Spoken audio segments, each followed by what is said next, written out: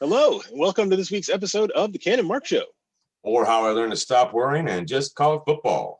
That's right, the show where the opinions are made up and the shape of the balls does not matter. Wow. Been a while. I thought we were done, and now here we are back again. Yeah, back like we're turning up like a bad penny, man. How you doing, Ken? Oh, not bad, Mark. How's life treating you on the other side of the world? It could be worse, but you know we're approaching the time when we might be able to see human beings in person again. Yeah, everyone will have face at some crazy. point. Yeah, I think we got almost half people vaccinated or something like that. Almost, yeah. We'll be almost back to whatever normal is. We'll have to figure out how to interact with human beings again. Yeah, Not in a while. Well, I guarantee it. Well, the ones that didn't give a shit will help us. They never stop. That's true. There's a certain amount of the a good 30 to 40% of the population that just said, fuck it. Yeah. Let's see how many times we can mutate this thing. Let's keep it with us as long as we can. That's a whole other discussion that I am not prepared for right now. Oh yeah. We have so many, we're going to have so many stockpile vaccines. Once everyone gets it, it's like, how about we distribute those to third world countries? I think we will. I hope so. We will. Yeah. I mean, under the previous administration, I would not have said that. But under this one, I think that will happen. I hope so. Yeah. I'll give it. It's one thing that's been nice about this presidency is not having to hear about Twitter. Yes. Like waking up in the news not going, well, the president put out a tweet storm. It's like, yes. Having not heard that for 4 months has been like. Yeah. And not waking up every morning and going, what ridiculous thing has he done? Yeah. Like, oh, Jesus. Like I've been upset with some of his decisions, but they're not like, I mean, some bad ones, but like, at least they're just some bad ones.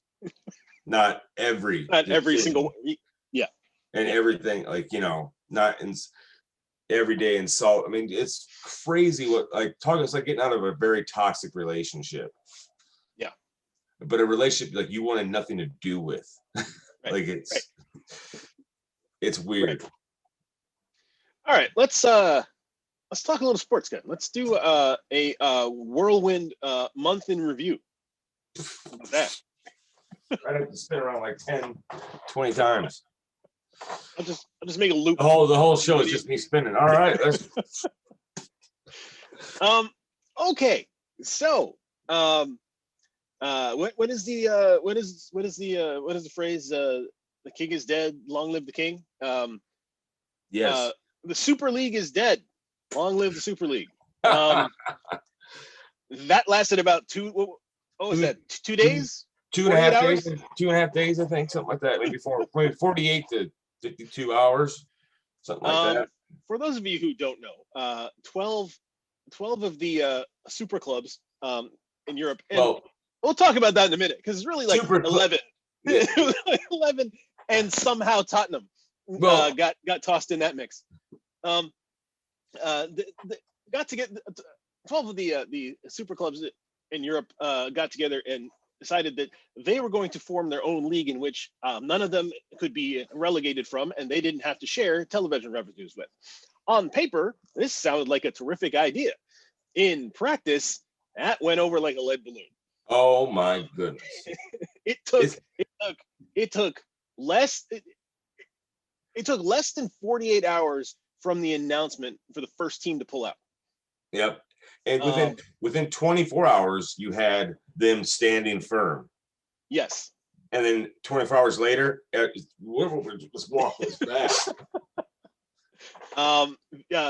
The reaction from FIFA and from UEFA was swift. UEFA threatened to remove every player on those teams from Champions League play, from Euro play, and from World Cup play. Yes. And, and apparently the owners of these teams did not consult their players, their managers, their No. staffs, no one. So everyone was caught off guard and had to try to answer questions about something they knew nothing about. Well, you got, I mean, okay, see how to paint this. Now, I think you had 12 teams. They were looking for 15 teams. Yes. To start to, there was originally they wanted to have 15 teams be the non-relegatable, and if that's even a word, and then 5 teams would play into their Super League tournament. Right. Now, I think I'm guessing PSG, Dortmund, and Munich.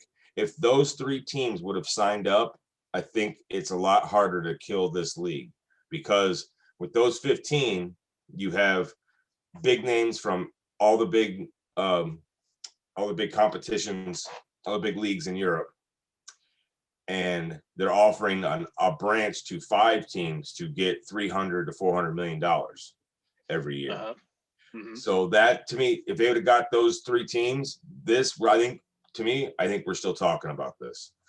Now, I see what they should have done if they wanted to have any chance of having this be a thing.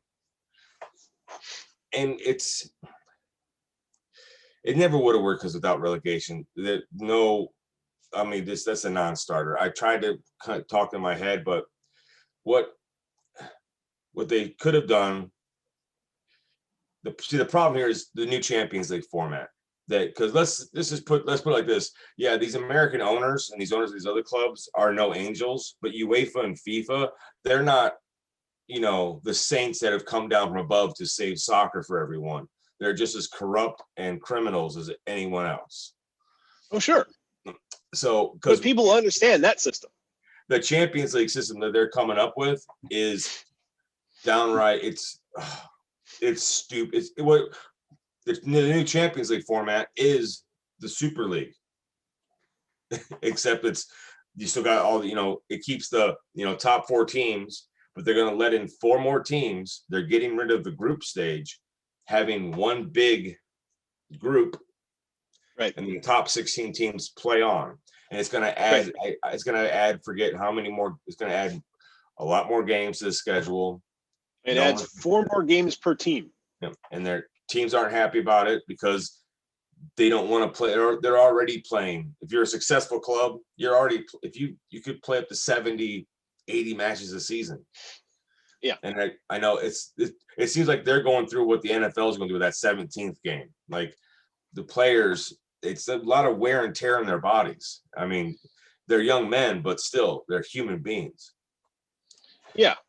But even beyond all the nitty-gritty details, though, there were 2 things about this that kind of doomed it from the start.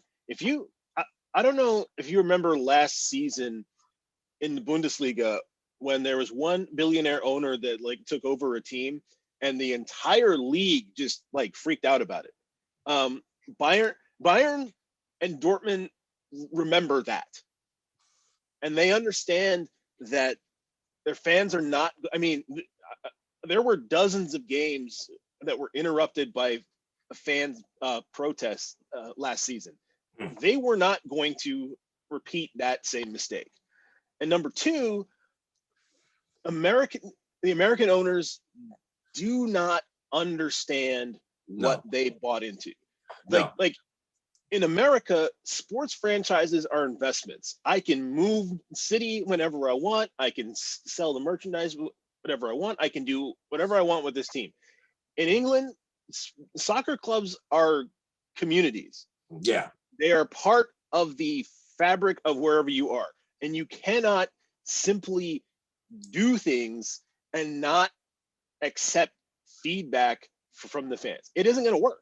Yeah. They I believe the American owners understood it is they thought of it just like it's like Major League Baseball. I I guarantee you, one of the executives from England explained to the American owners the whole relegation system. Like, imagine Major League Baseball, with you got your major leagues, then you got your AAA, double A, single A. But imagine like the best teams would move up from single A to double A and so on and so forth. That's how they explain it to them. But they forgot to explain to them that in Major League Baseball, the owners of those clubs own those clubs and can do with them what they will. Right. Like in England, you can own the club, but you don't really own, like, it's right. like there's not 30, yours. There's not just 30 teams in England that vie for a champion. You have 600, 700 clubs that are involved in this pyramid thing that's ingrained into the society of this country. I mean, you can't. There's no changing this. Yeah. They'd be like, and Cranky and Fenway Sports Group and the Glazers did not seem to realize that. One thing I understand is, well, I understand how is because the American owners aren't over there. They don't live there. They don't. They're not there. They don't live there. They don't watch the sport. They don't do any of that. All they know is the balance sheet. They own the team. All I know is the balance sheet and taking off dividends off the top after they pay their debt obligation from the leverage buyout they completed to buy the team. Exactly. Now, would you agree with me on this? That this, like, when I started watching it, there was no big six. You had the top four. And there was no chance of anyone breaking into this top four. It was just when the season began, it was fun for the first month or two, but at the end, it was just a matter of how Chelsea, United, Liverpool, and Arsenal, which one of those four was going to finish in what spot. That was it. Until City buys money. Then they start, City gets bought by the oil billionaire and they pump money into the club. Then other people start buying clubs, pumping money. Then they get the big TV deal in America. Right. To me, they created this monster. And by them investing into these clubs and other people buying clubs and pumping money into them, is that they've created parity by accident. So this is, and the Glazers were so used to United, like we're so rich and our team is so good and our players are so good, we'll always be in the Champions League. Yeah. But with every team getting $150 million every year from the TV rights, that means a Fulham's going to tie you every once in a while. That means a Leicester's going to bite you. A West Ham can finish third. Those clubs now have money, and we see with Leicester City. There are guys on every team that are analytically going and looking for that third division France player. That's like they're trying to find that next N'Golo Kanté. They can buy it for £50,000 and then sell for 40 million. Right. Like, every team has got that now, and it's the beast of their own creation. Is they wanted this game, they wanted to grow it, make it popular. How do you make it popular? Well, with all these other people buying into it, everyone's got a chance. Well, if everyone's got a chance, that means in this game, not everyone. You're not going to be in the Champions League every year. You actually have to spend money into your product again. That's what United and Chelsea and these teams haven't done every year. They've just been scooping money off the top and being like divine right of kings that we deserve to be in the Champions League. It's like, no, you have to actually, like, Bayern Munich, for all the people, like, they put the money back into the team. Yeah. They win. They've won 9 titles in a row or something, but they put the money back. I mean, their facilities are top notch. Their players are top notch. Like, if any good German player, they just buy them. And their supporters expect them to do that. And when it doesn't happen, things happen over there. And it's like the Americans just didn't. They got what they wanted, but they weren't happy about it because they just thought, it's like what they wanted.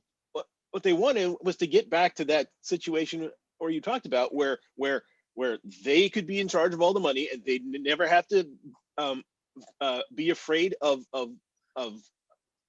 losing to Watford and be off on their own. And like doing that Super League would allow them to do that. Yes, exactly. And Pep said it best. Like, there's no point to competition if there's no chance of losing. Yeah.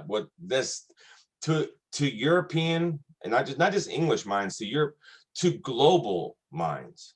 Yeah. America is the only is the only country I believe that has like a major league. I mean, I know they probably have basketball. I think even their basketball leagues have relegation, if I'm not mistaken. Like if they have a double league in their country, they're big enough.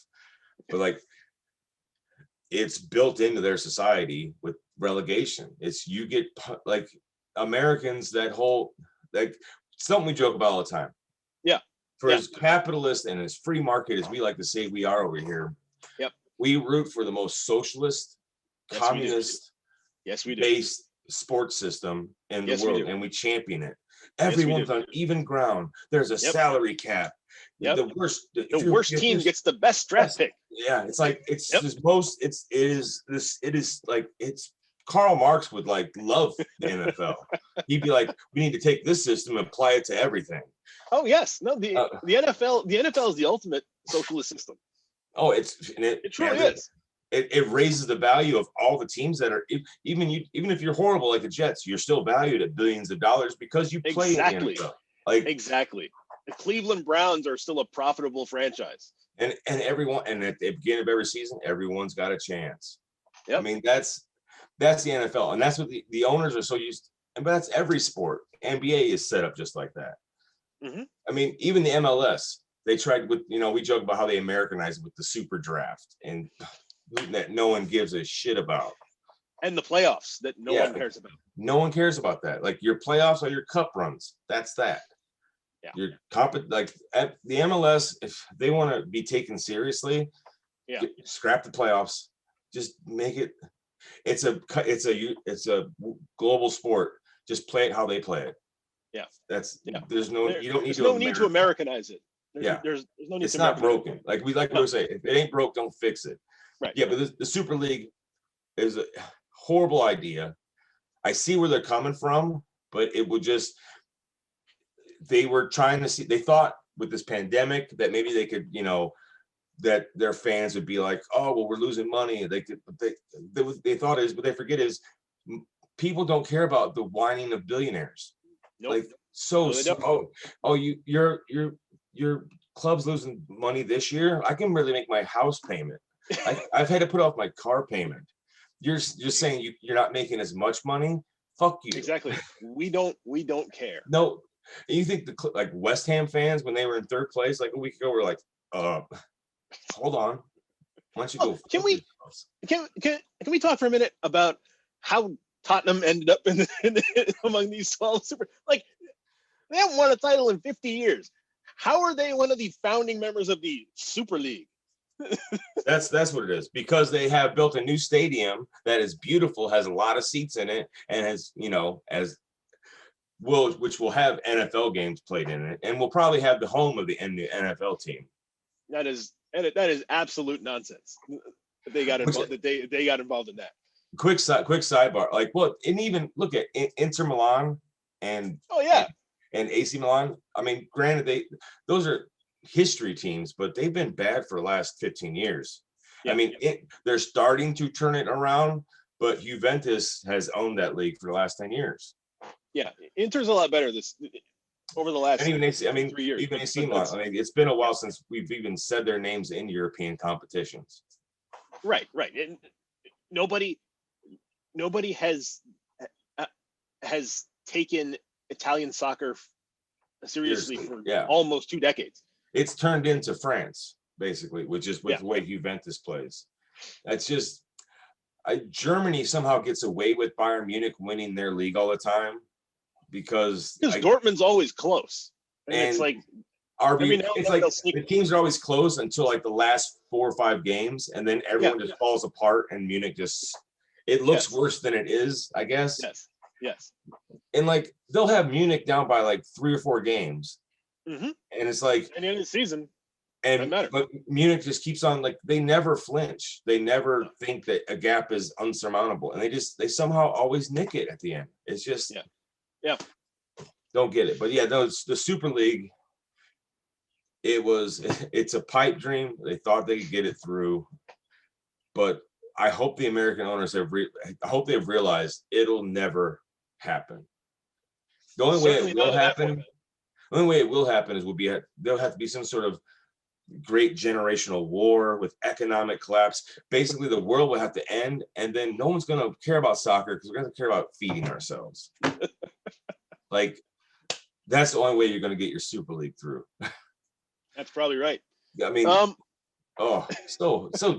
mean, just what a greedy, stupid idea. That was just farcical. Let's talk hockey for a second, Ken. All right, let's talk hockey.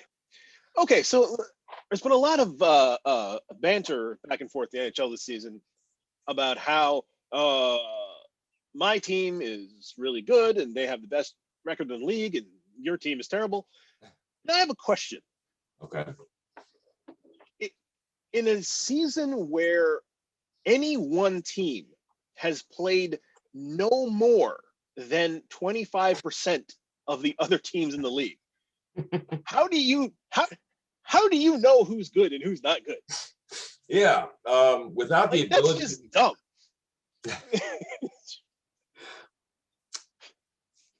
I'm really good against these other 5 teams. The other 15, I have no idea.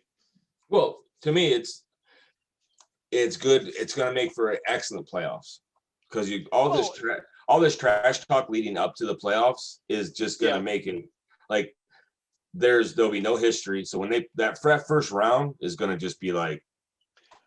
Well, the problem is the first 2 rounds are still divisional. Ooh. So they're playing the same division again for 2 rounds in the playoffs. So it's like you're in the conference finals is when you find out who's good. And by that time, there's only 4 teams left. Well, then, so it's like the whole. You're gonna get the best 2 teams out of each. I mean, I don't know whose idea this was. I don't who in the NHL decided that, you know what we should do? We should only have divisional games. So for 60 plus games, we're going to play each other 8, 9, 10 times, and people won't be tired of that by the time the playoffs come around. No, I was tired of that after 3 weeks. I don't want to see the same team over and over again. That's the same thing the Super League had a problem with. This is the dumbest NHL season ever.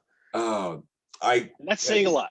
I see with the pandemic, but it seems like go back to the format you had last year. Yes. At the height of it, when the shit was hitting the fan, just do the same thing you did last year. Yeah. That seemed to go well. I would like to. You know what? I would like to think they did it out of altruism of being like, let's not travel as much. Let's not do as much for our fans. When actually, reality, it's like we can't fill stadiums or fill arenas that much. We're losing money hand over fist. So basically, we're not going to travel at all. We're taking buses to the arenas. No more private jets. That's why that's why you're having these divisions play each other, because it's less money. Oh yeah, and I understand like the logistics, like the Canadian teams can't leave Canada, so they're kind of stuck. But I mean that it doesn't mean the product is good. It just means that we did something that we had to do, and hopefully we never have to do this again. The NHL, I mean, it has suffered. Hopefully the NHL realizes that. I mean, but those teams still make money in the warm weather places. I don't know how, because there's enough cold weather transplants that go down south that are hockey fans. To be fair, a lot of those teams don't make money. They don't? No. I mean, the league has been covering for Arizona and the Florida Panthers and all that and teams like that for years. They don't make money. Some of the them only time I would ever see those teams in the playoffs, and of course the arenas are full during that time. It's been. I hope we never have to do this again. What they need to do is just get rid of those clubs down south, bring them. I'm sure there's towns and cities up north that would love to have them. I would love to see a 24-team league that plays 62 game, or even a 32 team league that plays 62 games and has a 14 team playoff with 2 first round buys. Call me crazy, but I'd love to see either a 24 or 32 team league with half the teams in Canada and half the teams in the United States. That'd be fun. I think that would work.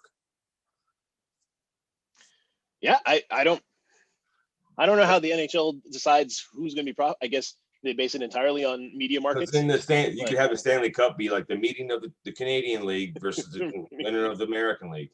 At least you guys Canada would always make the Stanley Cup final. Oh yeah, thanks for rubbing that one in. This will be 25 years if we don't make it. I'm sorry, man. Wait a second. 93, 2003, 13. This will be 28 years if we don't make it. Ooh. Come on, Canada. What are you doing? I mean, have American teams bought all your players? Yes. It is. We are 9 days away from the NFL draft. Oh yeah. How you feeling about the Bears? Oh, we're Andy Dalton's team, buddy. I'm sorry, man. I'm sorry. Can we just not play this season? Can we just go 6-10, call it a day, and not get anybody in? Can you go 6-10 with Andy Dalton? Yeah. With that defense, yeah. We can go 6-10 with that. Dude, we went 8-8 with Trubisky and Foles. So that's fair. That defense Chicago's defense has carried many a bad quarterbacks to 8-8. That is true. To 5-11, to 6-10, 7-9. We are the king of like between 5-11 and 9-7. Like that's our wheelhouse. You took Rex Grossman to a Super Bowl. I'm just saying. I mean, I would like. I don't know what they were thinking. All these quarterbacks out there. You've just gotten rid of your one that you drafted. You've got your pick. Go. I mean, you went all in on some stupid shit. Go all in on getting like, especially Deshaun Watson right now. With all the legal trouble, he's in, I'd snatch him up. That could burn you in the long run. Hey, it'll be okay, buddy. You'll get through this. People have gotten through worse. I mean, you're a horrible person, but can you throw a football? The Bears fans, I would sell my soul to the devil right now, just to have a quarterback. Well, you have one. You have Andy Dalton, and I think you still have Nick Foles, right? I mean, no, I think we just picked up 1 year. I don't know. Yeah, I think Foles might still be there. Hey, you're paying him like back to being a classic back to being a classic backup. Dalton like gets us to 5-5 after 10 games. Gets injured. Foles comes in, big dick Nick, boom, playoff run. That's how he does it. He's not a starter. He's got to come in at week 12, week 11, or the Super Bowl, whichever. He is talk about making a legacy out of 5 games. Yeah, he did. I mean, he has gotten paid for of just 5 games, like tens of millions of dollars over a month period of your life. Like you were so good during this month that here's $80 million. Right. Can you imagine this? Doesn't it just blow your fucking mind? Like I would love to fail that hard. It's amazing what sports is so just. It just shows you how much money's in this country. We can just all of our sports league people just get paid millions of dollars, even in college, except for college players. College players. Yeah, right. All right. What else happened? What else is the headline while we were gone? Sports. Mourinho sacked. Oh, that's right. He's only making no one saw that coming, right? I mean, what he had Tottenham first place December 29th. Yeah. Now they're down to 7th. Yeah. What happened? Just injuries? Unwillingness to be. I mean, just too rigid in his playing style. it's classic Mourinho. The first year he's there, he does really, really well. The second year he's there, the decline starts. Only this time, because of COVID and everybody being tired and frustrated, the decline was more precipitous. Yeah, but it seems like it's been coming a lot sooner. The last couple of clubs he's been at, it's been happening sooner. And Yes. you think he's gotten when he gets hired now, since he was so arrogant, had won those trophies, and his reputation preceding him, that he's putting a lot more pressure on himself, because it seemed like he used to in his first year at the club not alienate so many players. Yeah. It seems like he used to alienate like one or two, like he had to sacrifice two guys to put his heel down on to show the other ones how tough he was.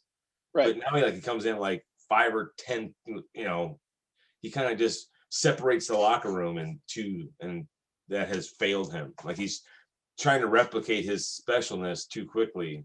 And it's like, dude, you end up pissing everybody off. I just think he's kind of run his course in that he does one thing, and he used to do that one thing pretty well. And I think the players have changed, the game has changed. Yeah. And that one thing doesn't work as well anymore. Why doesn't he? Is he incapable of not playing? And I think that's what it is. He knows one way of coaching, one style of play. Yep. If he doesn't have the Drogba, doesn't have the Lampard in midfield and a Peter Cech in goal, he's not going to win a title. No. I mean, those guys at their prime. That's he doesn't know how to change. He can't alter his style. And so you get what you get. Yeah. I mean, and it doesn't work anymore. And Tottenham was a big test. I mean, going to a team like Tottenham, it really shows what Pochettino was able to do with that team with no money spent. Yep. And right now, Pochettino is managing PSG in the semifinals of the Champions League, and I don't know what Tottenham was thinking. Like I don't know either, man. I have no idea. And of course, Solskjaer keeps we're 24 games unbeaten. I'm telling you are never getting rid of this dude. He's here for good. You know what he's doing. I'll say this, and I'm saying this, and it's probably gonna bite me in the ass, but I'm gonna say this: the last 3 games I've watched have been the best I've seen them play, and they tied. I think they tied, and didn't. I mean, I don't think they won them all. It's just they look like they're playing with some sort of style. It's the passing has been like the game today against Leeds. We actually were, not only did we stick with Leeds in that running up and down the pitch, we were pressuring them and running a high line, and it was amazing to watch. We should have gotten a goal, but man, some of the intricate passing we had down there, just our shots just didn't. Yeah. We're just off today, but man, there's two shots that Bruno should have had. He should have got in, but he just didn't connect. Everybody just missed their connection by a little bit. Yeah, well, you guys are good enough now. You're good enough to win. I'd like another center back, putting somebody beside Maguire that's a little bit more stable. The midfielder. If I'd like to keep Cavani, unless he wants to leave, he's been really good to have as I think he's having that guy's experience up there he's been PSG let go. They let go of a hell of a player, but I think he's wanting to. But that just goes to show what the talent level at PSG is. Yeah, I mean he's still banging them in, and I mean and quality goals. I mean these aren't little fake poacher goals that the flying headers and shit. He's still still going for it. And we got semifinal Europa League against Roma, so we got that. That's better than we've got nothing. So there's that. Actually no, I won't say that. I was gonna say I'd rather be eliminated from the Champions League. You know what? No, I'd rather be eliminated from the quarterfinals of the Champions League than be in the semifinals of the Europa League. if if if I was still then in the top four, I would say yes. But the option being eliminated from the Champions League, eliminated from the Europa League, nowhere near the top four. Okay, yeah. I see. Okay, I see what you're saying there. Take away top four out of the prospect. If you were given two things, like you have still have a chance semifinal Europa League, or you're eliminated quarterfinal Champions League. I guess I'd rather win than lose. So I'd I'd rather go out. I'd rather lose to Real Madrid than because right now at the semifinal part of Europa League, if we don't win it, it's going to be so disappointing. Just so. But you will be in the Champions League next year. Yeah, and we will not. It's not guaranteed. You guys are still right there. Oh no, it's over. We can't mathematically eliminated, are you? We're not mathematically eliminated. We are playability eliminated. Okay, you're 4 points behind Chelsea. Yeah. Let's see who you're running. This team is garbage right now. Okay, they can't win. They can't win anything. Hey, wait, now hold a second. You got 5 games left. Right. Next Sunday, you're at United. So we lose that one. But then you're home for Southampton. You're at West Brom. You'll lose that one. You'll win. You beat Southampton. You're at West Brom. You might draw that one. You'll win that one. You're at Burnley. Look at what we've been doing all season against teams not in the top 10. Draws and losses. And if any of those games are at Anfield, it's going to be a loss. Okay, yeah, the last 3 games have been, or last 2 games draws, but it happens. I'm thinking, I see with the team you guys have, you guys could beat us. You guys could win out. I can see that. Sure. Your talent. That thing with Liverpool this season, it's just, I think there's just what's happened to Liverpool. Is it not enough players? Is it what? I think it's not getting the luck or being so good these last 2 years, being ridiculously so good these last 2 years that it would be impossible to keep up that level of only losing 1 game in 2 years. I mean, come on. I think it's a combination of a bunch of things. I think the team was tired. I think the team played. I think if you watched Liverpool before the COVID break and after the COVID break, oh yeah, they're a totally different team. Yeah, the team from after the break never looked like the team from before the break. On top of that, injuries. Oh, Van Dijk's still gone. Van Dijk, Joe Gomez, Jordan Henderson, Fabinho, all these guys. Yeah, that's no wonder. Never mind. But on top of that, lack of depth. When the team was strong, they decided we're not going to go out and get solid replacement players because there's no need to because we're great. But you got to admit though, there was a point when Liverpool was so injured. I don't care how many players you bought, you weren't going to fill that. There's you can't buy that many good players because even your backups were getting injured. But what I'm saying is that that lack of depth was not addressed when the team was good. And so it caught up to them when the injuries hit. There's no way lose Jordan Henderson is a good football player. He's not a great football player. Losing Jordan Henderson should not have the impact on this team that it had. I'll say this.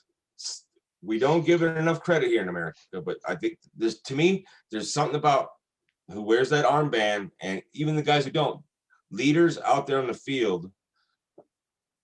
I always believed in it, because they talk about like going back to old United with Roy Keane, a guy that would, he'd kick players' asses, get everybody. There's a lot to be said about having a leader out there in the field, and I believe 100% now with Bruno Fernandes. When that guy came in, and he came in the first 2 games, and I see him barking at our other players, and then they start doing what he's saying. Yeah, there's a lot and Jordan Henderson is your leader out there on the field. not having a leader out there, it shouldn't have that big impact, but it did. It had losing a guy like that. It did. Oh, it apparently absolutely did. Because I think with losing Van Dijk and Gomez, losing the defenders, and then the one guy you couldn't, with all those injuries, you need a guy like Henderson to keep the team together and believe in itself. But when you lose, then all of a sudden you lose like a leader on the field like him. It's like when some guys that had their heads down and he could bring them up, they're not. They're playing with their heads down a little bit. Plus, I think, I'm sorry, they've been too good for like these last 2 years. The amount you guys went to three Champions League finals or two Champions League finals. 2 Champions League finals. Yeah. Back to back. Right. You won like damn near fucking every game 2 seasons in a row. You went undefeated for a calendar season, I think. Yeah. Well, like, but we're not. It's insane. I'm not saying that there should not have been a drop off. What I'm saying is the drop off should not have been as precipitous. Yeah, no, it should not have been. But what I'm thinking is this is another thing of the American owners being like, oh, we built the team up. Look how good they've been the last 2 seasons. How they don't have someone in their ear going, this is English football. You need to retool your team every season.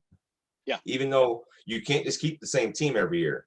Right. Like if anything, next year you should sell Firmino or Mane or Salah. One of those 3 should go, and you should bring in like Mbappe. You need to get rid of one of those and bring in Mbappe to refuel those guys. I mean, that's what if I was Henry, that's what I would do. I am of the Jimmy Johnson school of team management. If you win with the team and you come back with the same team, you're not winning again. Because there's a bunch of guys there that have won now, and that's what they wanted. The hunger's gone. Now, exactly. And so you got to swap out some guys, that's what guys that haven't won yet. That's what Ferguson. And that's what they didn't, and they didn't do that. That's what Ferguson always did. Like even in his book, his biography, like, and even the pundits would talk about, like, when they talk about his tenure at United, they always say like he built 7 or 8 teams during his 20 odd years there. Like he would tear down a team, buy players, and bring players up from the academy and build an entire different squad. And it would always be based around a different person. Sometimes it's a striker, a center forward like Ruud van Nistelrooy. Then it's built around a winger like Ronaldo. Then it's built around Wayne Rooney. Then it's he built and got his squad around his best players, and that's what you have. That's what you have to do. But you have to also be willing to part with some players that have just been doing it too long. Right. Yeah. All right. I gotta head out soon. All right. Is there anything we want to talk about non-sports related, Kenny? How are you feeling about the world? How are you? What's exciting you about the world? Yeah, have you seen the Snyder Cut yet? Oh yes, I've seen the Snyder Cut. It is a 4-hour mess, is what it is. The way I understood it is that we took a 2-hour film that was a disaster and turned it into a 4-hour film that's okay. Oh, there's the joke I like to make about John Woo movies is that you've got a 2-hour or 2.5-hour movie that can be cut down to 90 minutes with out if you run everything in slow motion at regular speed. This is a 2.5-hour movie if you take out the slow motion. I mean, Zack Snyder, I'm sorry, you had 5 years to make this movie better. They gave you $70 million and you had a chance to fix the story problems. $70 million on top of what they already spent. And to fix the story issues, you didn't. Right. What you should have done is made a 2.5-hour movie, 2.5 to 3 hours. The Justice League deserved to be at least 2.5 to 3 hours in that range because it's a big event movie. That's the Avengers is about that range. A big team up movie is going to be about that. I don't care. It's not 2 hours was way too short to tell this kind of story. He should have gone for that.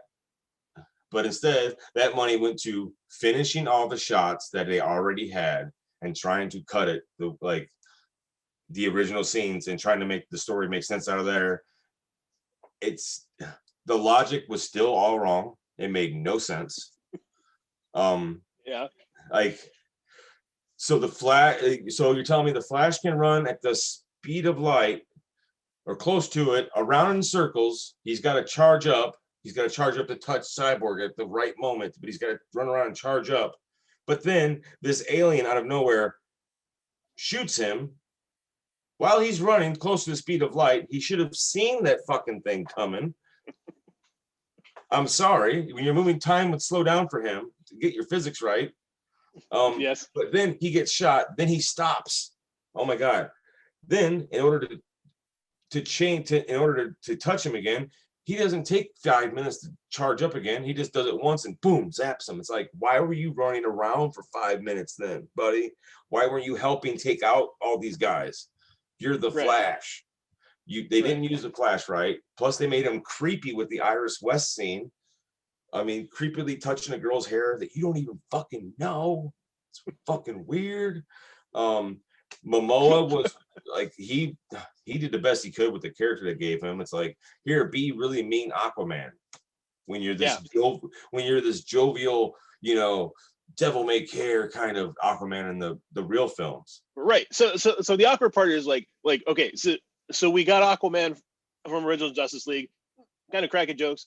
We got Aquaman from Aquaman, jovial guy, kind of lighthearted, and then we go back and now we have grumpy Aquaman. Everyone's what? I mean, everyone's like this, and it's like, get a shot of Diana's ass. Like, people were saying Josh Whedon did that with Diana's ass. I'm like, no, that's Zack Snyder. Have you ever watched a Zack Snyder movie? Fucking like somehow Wonder Woman's skirt got shorter. I mean, I didn't think that was possible. Snyder cut was horrible. I mean, they just need to retool that whole thing. Superman, they gave him the black suit. There was no reason for him to get it. Like, I'm not sounding like the nerd here, but it's going to sound like a nerd. Like, the only reason he had the black suit in the comics is because it was a healing suit because he died and he was healing back in the Matrix and stuff, whatever. But it's dumb. It's like he had a choice of all of his suits. He walks past his. Remember in Man of, like, follow your own logic, Zack Snyder. You remember Kal-El chose the blue and the red to give people of Earth hope because those are, you know, things on emergency engines and police lights, and, you know, those kind of colors inspire hope, and they won't, when they see it, it'll be bright and people won't be scared. But in this one, he's returned to life. He's trying to help people. He walks past the one that gives people hope and goes to the black one. It's like, but then he comes back and he's happy Superman in a black suit. What makes no sense? But he comes out angry than he's ever been, but now he's happier than he's ever been. I want like confident and empathetic Superman. Superman is the most empathetic character DC has. He's the most empathetic superhero in the world. I just read a comic where, like, Batman and Superman are fighting aliens and predators. Yeah. The aliens and predators are trapped in this volcano. It's about ready to explode. Superman saves all of them, even the aliens. This one alien face hugger, like, jumps at him. He, like, catches him. I know you try to kill me, but every life is precious. And he freeze breaths all the alien eggs, puts them in a net, and then takes them on board the spaceship. And I'm like, that's Superman. Even fucking aliens, he will try to save because every life is precious. Oh, man. How do you get Superman so wrong? Like, I don't get, like, and Steppenwolf, after getting him pretty right in Man of Steel. Like, Man of close to right. I mean, it was Man of Steel is a pretty good film. I like Man of Steel, but he should have gotten happier towards, and it seemed like he was. I really like Man of Steel, but man, he should have gotten more empathetic since he had more time. He should have been more Superman, the Superman we know. He shouldn't have gotten more sullen in BVS and Batman versus Superman. It's like instead of, like, you know, he should have investigated the Batman, but when he talked, like, he should have been more like, why are you doing this? You know, you shouldn't brand people. That's not cool. You can help people. I help people. You know, he shouldn't have been all like, "Do you bleed?" Or no, that's Batman saying that's he got it. Zack Snyder got it wrong from that point. But like, it's just Superman is just they don't got it right. They don't have Batman using guns still, even if they're alien guns ain't cool. He's Batman. He should have a gadget for everything. Batman is the one character when it comes to Deus Ex Machina, it doesn't matter. Exactly. It's built into his character. You expect right. it like Batman, the we're getting sucked in this black hole. Luckily I have this anti-black hole pill. And no one goes, that's bullshit. Everyone goes, oh yeah, you know what? Batman would have one of those. He is the MacGyver of the DC universe. But one last thing, yeah, two things real quick. WandaVision, amazing, chef's kiss. The Falcon and the Winter Soldier, oh, great show. If you haven't watched that show, if you watch any Marvel thing, watch that show. It is great. They bring up a character that I didn't think the MCU would ever do. I'll tell you this. I'm sure you haven't seen it. You haven't watched the trailer. You know nothing about it. I know nothing about it. They bring in Isaiah Bradley. Okay. Who is? Do you know who Isaiah Bradley is? No. I believe in comics, I believe he's the first Captain America.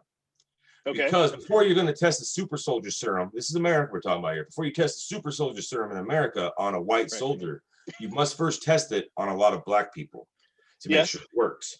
Right. So and then once you find out it works, you make sure that guy never shows up again.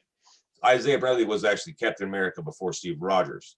But of course, once they figure out it worked, you can't have a black man be Captain America. That just ain't gonna work. So then they took him, hid him away. And they have that story, and the way they deal with race and society, like the writer of this and the showrunner of this, one of the few African-American black showrunners I've ever seen. And the fact that they like having his voice on this show was like, and Sam Wilson as Captain America, I mean, not giving away the ghost here. Everyone knows it's going to be Captain America.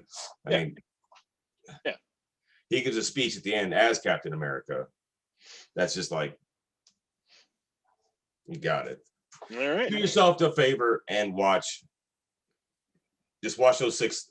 Don't watch any other MCU or other Marvel stuff, but do watch The Falcon and the Winter Soldier. It's a good show. Right.